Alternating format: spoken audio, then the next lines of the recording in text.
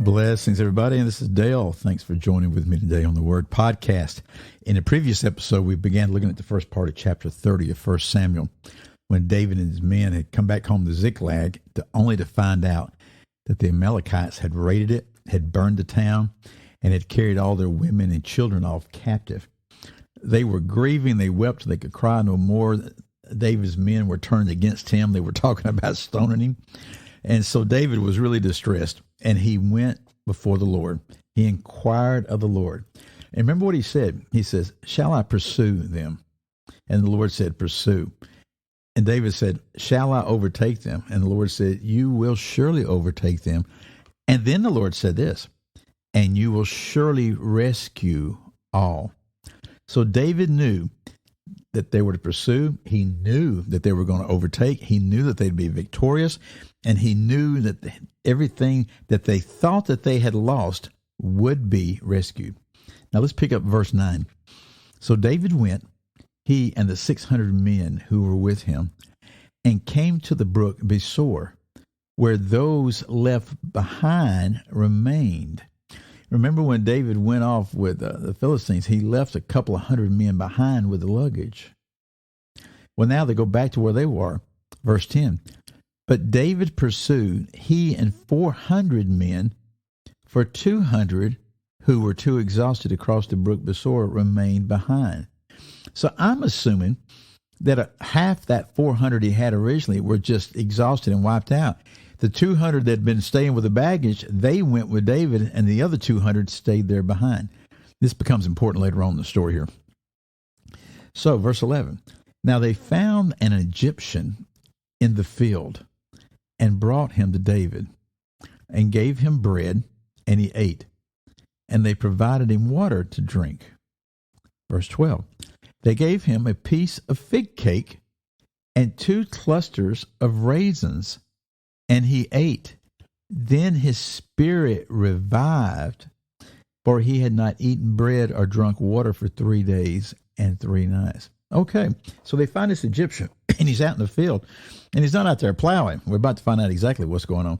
But he had not eaten, and he had not drunk any water in 3 days. That's the reason they're giving sustenance, to revive his spirit, to revive him physically. Then verse 13, David said to him, to the Egyptian, "To whom do you belong? And where are you from?"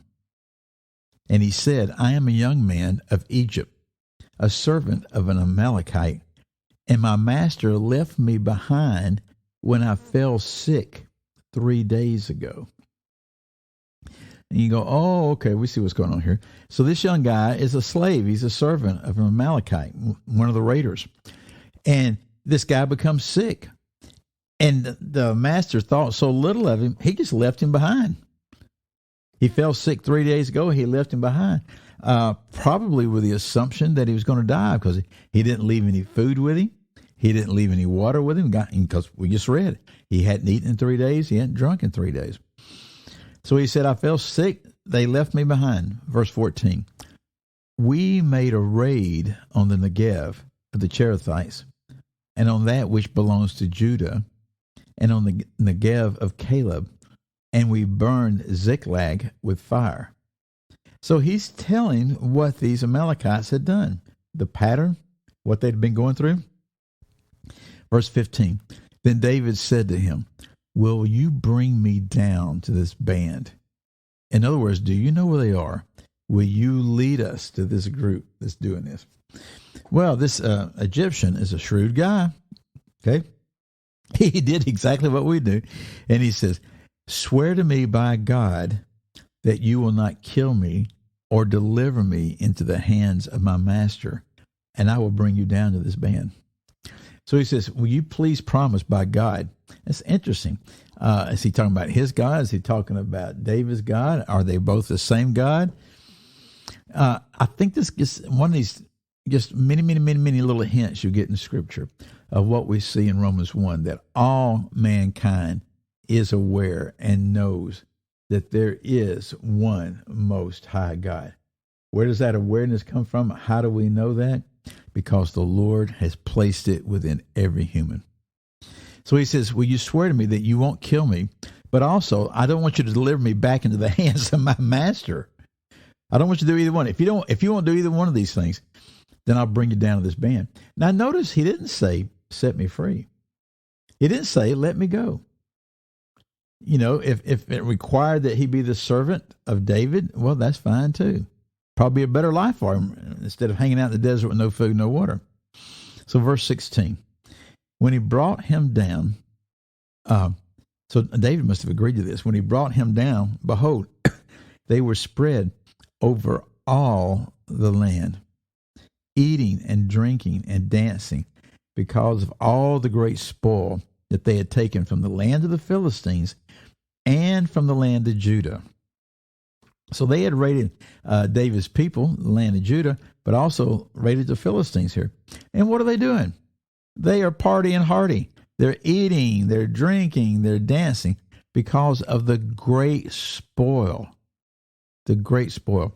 Verse 17. David slaughtered them from twilight until the evening of the next day. Twilight, that would be like what? And biblically speaking, it's like 3 to 6 o'clock at night. Until the evening of the next day, 24 hours they go at it.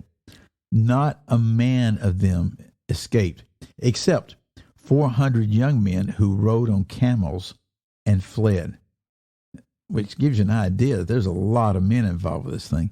So David recovered all that the Amalekites had taken and rescued his 2 wives.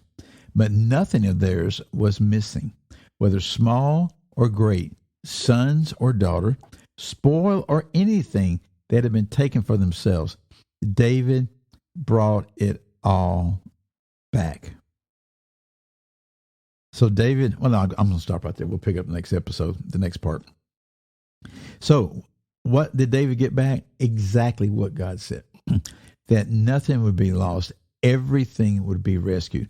Not only the sons and daughters, not only the wives, but small things, great things, the spoil, whatever it was that the Amalekites were celebrating that they now had, it was all saved, and David rescued it all.